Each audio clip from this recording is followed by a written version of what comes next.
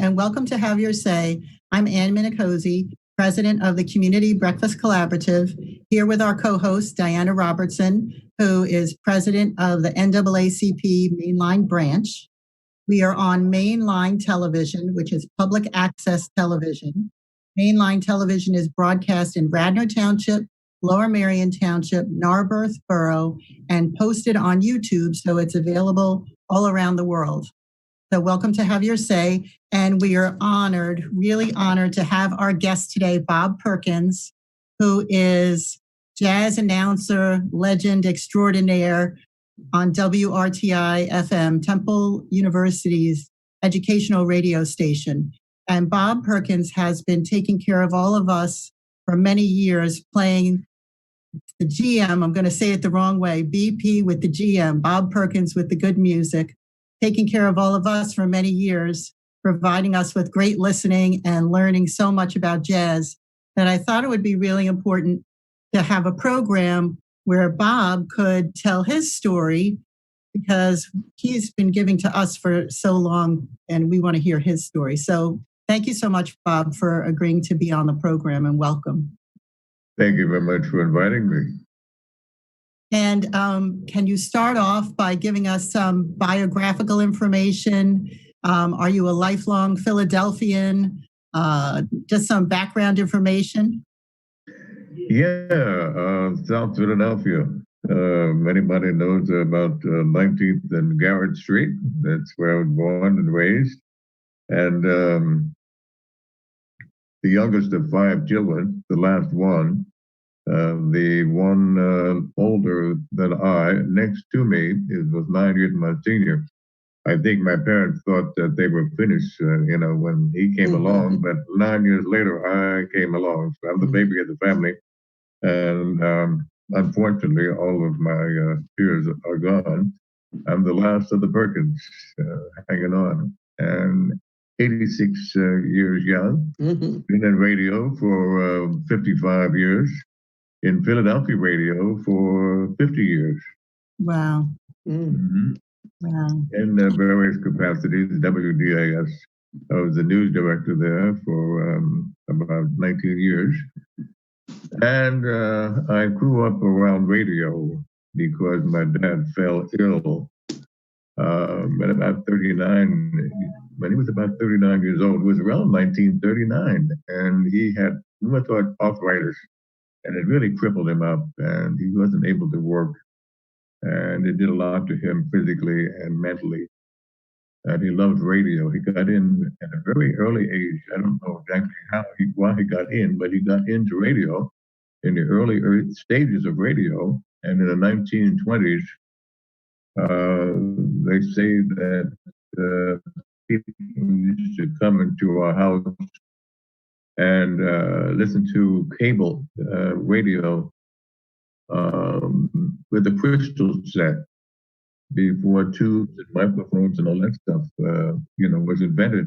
This is like 1923, 24, somewhere along in there. And they would almost get to fighting as to when they would listen to radio through earphones, maybe in 1924, 25. There probably maybe about 5 radio stations that you could get it. And so I grew up with radio because he was incapacitated and couldn't work. And his love was radio. He repaired them. He could take a radio apart and put it back together again. He had about a 9th or 10th grade education, but work with the hands. And I listened to all the great broadcasters in Philadelphia, John Purcell, and all the great ones. And I wondered one day if I could do what they were doing. It was like they were like gods to me. And I kind of prepared for it, not knowing when it would happen. I was the last one home with Mom Perkins, and I didn't want to leave her and pursue it. But I just studied radio anyway and made my own little gadgets at home and so forth, and listened to all the great broadcasters. And I moved to Detroit in 1964. My 2 brothers were there. After WW2, they went to Detroit to get jobs and so forth, and they raised families there. And they said, come on out here, kid, and you might like it out here. And I went to Detroit in 1964, and Detroit was wide open. I think I could have gotten maybe 3 or 4 jobs in a month's time. A new kid on the block, getting jobs like that. Not the one I wanted, was in radio. Mm-hmm. But luckily, I walked into an insurance company office, which is what I was doing in Philadelphia, working in insurance, to get a job. And on the first floor was the insurance office, and on the second floor was the radio station. Oh. So I got the job downstairs and went upstairs and said, maybe I can do 2 things at one time. And I went upstairs, and luckily they needed someone. A guy was going to quit. And he said, I told him about the job downstairs. He said, well, if he calls you first, you go with him. If I call you first, you come with me. So I went home and I prayed that the radio station would call me first. And he did call me one night and said, the guy didn't come in. And can you have your brother or somebody drive you over here because I want to show you the ropes?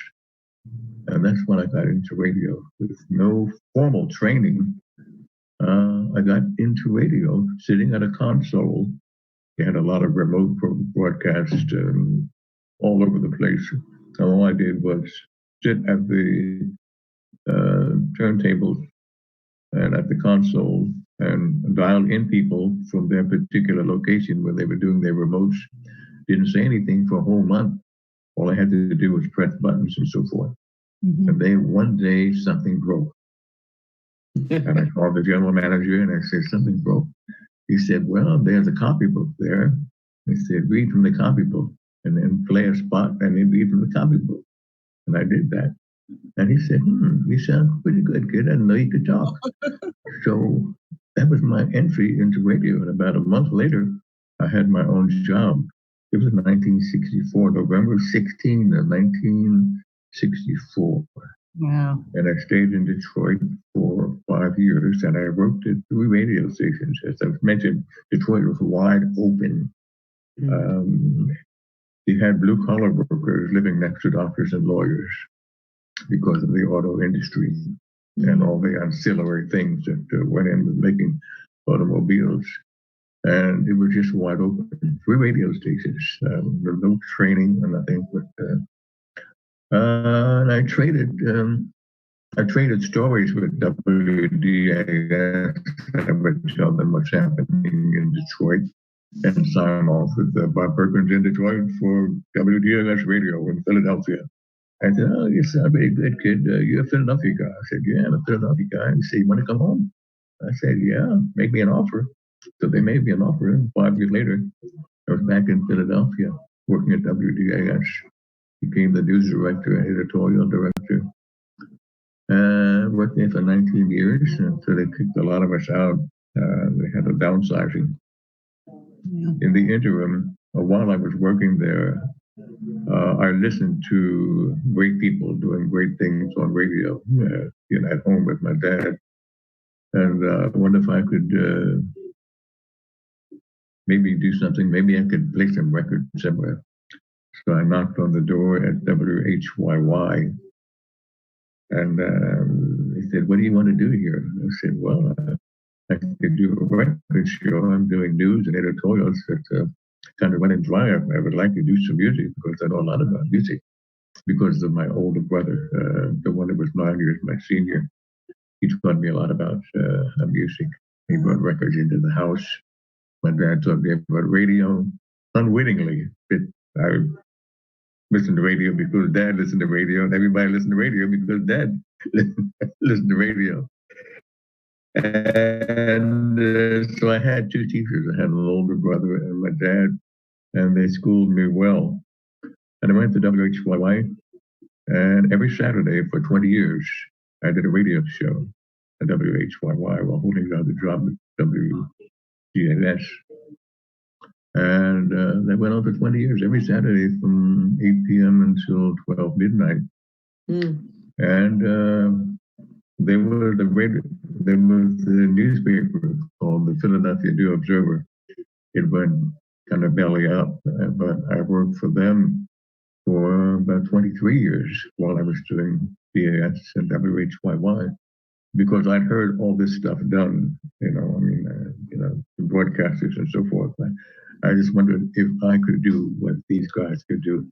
And some ladies were also in broadcasting. And I just wanted to see, I probably didn't do it anywhere near as well as my mentors, my unofficial mentors, but I did it anyway. So for about 12 or 13 years, I was doing three things at one time. Yeah. And then again, when people came to town who were knowledgeable artists, because of WHYY, even though I was only on for one night a week for 20 years, people still called on me and said, would you like to interview MC for Billy Eckstine? Would you like to MC for Nancy Wilson? I'm Gloria Lynn. Would you like to? Because of just one day a week for 20 years, it paid off. But even though you're doing that show and it's only one day a week for all of that time, you're building a community around you over all of that time. That's interesting. Yeah, I guess it caught on. Musicians would come on, would get off maybe 11 o'clock, and they would listen to me at least for an hour on the way home. And we got a lot of mail and so forth from musicians. Say you're doing a great job, and it was just like that 1 hour. It seemed like it did a lot for me. That 20 years and that 1 hour from 11 o'clock until 12 midnight. It did a lot for people on their way home from whatever the case may be, a club or whatever the case may be. So it's kind of, I don't know, multi-talented, but multi-involved. I'll put it that way, rather than talented. And I guess, hearing you say some of your story, it shouldn't surprise me that the story involves radio as much as it involves music. I mean, you really have worked at various radio stations, but in different capacities for many years. But the music, goes side by side with that as well. And now you're at WRTI for many years from 6 to 9 p.m. During the week, and then on Sundays also. But I wanted to ask you also, you mentioned Nancy Wilson. You started to mention a couple of different instrumentalists and vocalists. Who would be your favorite instrumentalist? I know this is impossible, or favorite vocalist. I guess instrumentalist would be Duke Ellington, because he was not only a band leader and a pianist, but he wrote songs. He wrote songs for the American Songbook. And I don't think anybody can hold a candle to him on that. Other great band leaders, of course, but many of them weren't able to write the songs also and choose the right people for his band. Some people in his band were there for 25, 30 years. There was one guy, Harry Carney, the baritone saxophone player. That was his only steady job. From 17, he became his guardian because he was not old enough to leave home, his mom and dad. And he signed papers. He was his guardian until he became 18 years of age. And Harry Carney never had another job. He stayed with Ellington for about 47 years. No other job. And when Ellington died, he died 3 months later. He said, I have nothing to live for. And he passed on. So, so I guess Ellington would be my favorite instrumentalist, and I guess Sarah Vaughan would probably be my favorite vocalist because of her great range of her voice. Is incomparable. Could probably have sung maybe classical music if she had wanted to. So how do you think with radio from years ago and now, how do you think it's changed and, in general on the medium of the radio, how do you think it's changed? Well, the music has changed. I guess I came through in a pretty good period of time. I've always liked melody, above anything else, creativity, whatever the case may be. I've always liked something I could hum, And I thought maybe my audiences might like something they could hum. Not silly, but something, tune that catches your ear and you can hum it and so forth. When I just kind of hung up on melody. And in the late 1940s and 50s, through the 50s and into the 60s, jazz was really humming. We had a full-time jazz radio station with Sid Mark and Joel Doran over the I forget what we called it now. I think it was WHAT FM for about 20 some years. And jazz was really humming. We had two radio stations, WDAS for a while, and a fellow by the name of Ed Bradley, newsman. He started at WDAS as a newsman and as a jazz host.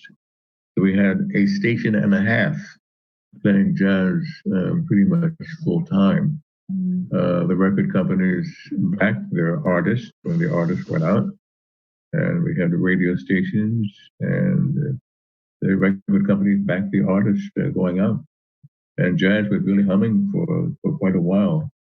And then I think the young fellas from from Europe came over and kind of changed it. The middle 1960s, the Beatles and so forth, and kind of changed things. And the record industry said, well, you can make a lot more money with those guys. So so they went that way, and everything is just kind of about money. So they went that way, and jazz was struggling for quite a while, but we're still here, still kicking up a lot of dust. Maybe not like it used to be. There's so many musics now, so many choices to make, and so many venues, so many electronic venues now. If you don't like that, you can do this, you can do that electronically, and so forth. So holding people's minds is quite a thing nowadays. And to one genre, music is kind of hard. But one thing that's so nice about your show, Bob, your radio program, is that you write your own playlist. So you're choosing, it isn't someone else on the staff at the Temple radio station choosing your songs. You create your own. And I tell you, I can tell when it's your program, but I don't know why. There are certain selections of songs, maybe the way that they follow each other. I can tell that it's definitely curated by you. But do you have a certain method that you use that you're able to articulate of how you put the program together, or do you just do it by feel, or how do you decide that? Well, I hope this doesn't offend anyone, but I kind of a little jokingly say I do it really by feel. Just feel. What piece of music I think should follow the piece of music before it. Can I make it better? Can I make it just as good? I try to make one piece of music better than the one that preceded it. Of course, I'm not always, in my mind, maybe it is so, but maybe to someone else's ears, it might not be so. But I try to make one piece of music better than the one that went before it. I guess if you go with that, you can't go too wrong. And I take the time to study the music and the artist so that I can give a little thumbnail sketch of the particular artist. And I think the audience is kind of might like that because they write me and say, it's because of you, I'm going broke. Oh, buying this music you're talking about here.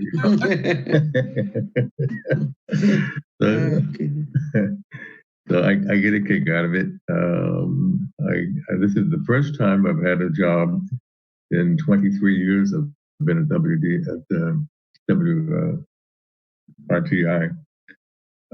First time I've had a job where I had one job. I wasn't writing anything, and I wasn't emceeing and so forth like I did for the other 26 or 27 years. I was doing multiple things because I had heard those things done, and I wanted to see if I could do them.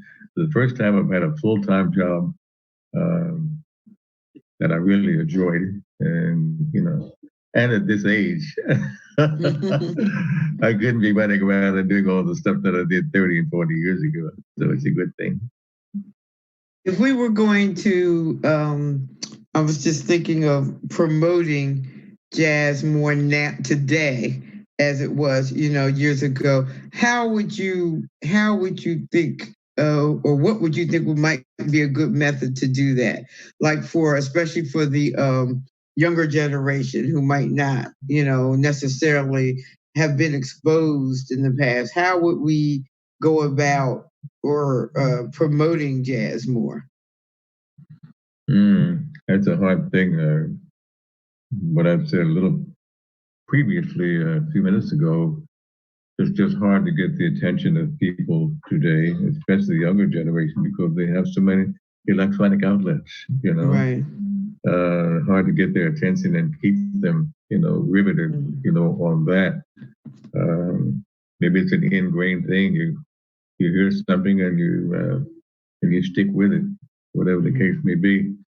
And I guess it's up to the host to try to make it as interesting as possible to kind of capture that person on the first go around, and try to keep them with the music. But I came along at a very magic time, with the Miles Davis and the Coltranes and the Sarah Vaughans and the people like that.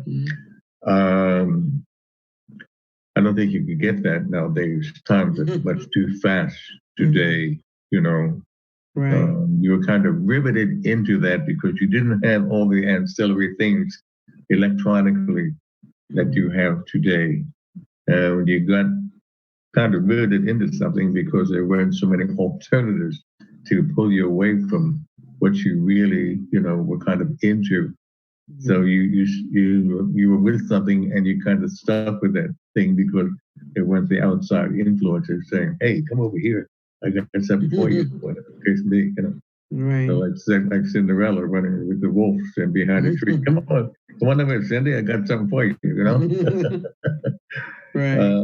You were mentioning John Coltrane, and John Coltrane lived for a significant time in Philadelphia. And I know there are some people who are trying to preserve the house in Philadelphia for him. I wonder, do you know anything about that, or because that's from that time period that you're talking about? Here again, maybe years ago, it might have been something that we could have done about that. But like I said, again, there's so many things going on nowadays, so many things to distract you, Yeah. You may be really up in the air about a particular thing, but maybe a lot of other people are not up in the air about that particular thing as you. But a long time ago, I think you get more concert out of people. That's a word that we use a lot, but we don't sometimes really look to the significance of it working together, in concert. You go with cacophony or whatever it is when musicians are practicing and so forth. Well, when they get together and they really start playing, that's what you have, when people are working together in concert.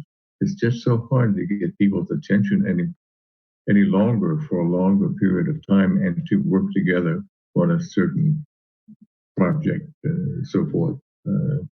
So that house, I don't know, it's what's going on with it. I've heard several stories about it and so forth, but it's just sitting there. That's just about all I know about it. What's going to happen to it, I know not. We'll see, as people work on it. I know we're getting close on our time, but do you have, just talking about the form of jazz itself, do you have any opinion, just briefly, on what jazz says to us in our current moment, in our current times?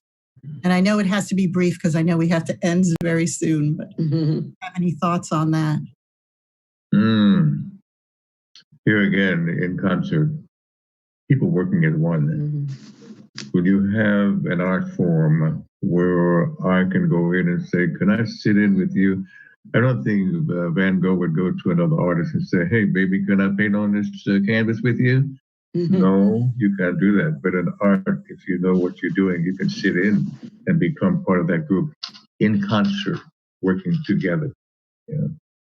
That's about music, but especially jazz music, where everything is kind of most part extemporaneous and made up, head, heart, fingers, so forth. Right. Well, it's been great talking to you, and listening to the history is something that very often that we don't take time to do now. But I think that's something that maybe we can find ways to try to promote. In the area of music as well, and understanding the role that jazz has played in the past and can still play with folks, the current generations, being exposed to it and finding a way to expose it more so that they'll have that knowledge and history. And so, as we come to close, we thank you for sharing that information with us, and know that you'll continue to, in your way, through radio, to promote jazz, and understanding that music, I was just thinking music is a universal language anyway. And as we consider the different genres of music, to encourage folks to, if it's something that you have not been exposed to much, to try it out. Listen to some of the jazz artists, and or listen to the station where you can hear Bob Perkins, be able to play the music, that you'll understand what that meant at that time. So as we close and consider how we can have your say, that how folks can have their say in regard to music and exposure and what folks get to listen to, please take that into consideration. Listen to some jazz. So thank you for allowing me to put in my 2 cents for my part. It was time well spent. Thank you very much. Yes, it was very interesting and informative. And we look to, as a result of the listening audience, that folks will take time to listen to some more jazz and appreciate the music as it has been in the past and even today. So thank you for continuing to do that for us. Thank And you. as folks listen, understand that you are always open to being able to have your say. Thank you. Thank you very much.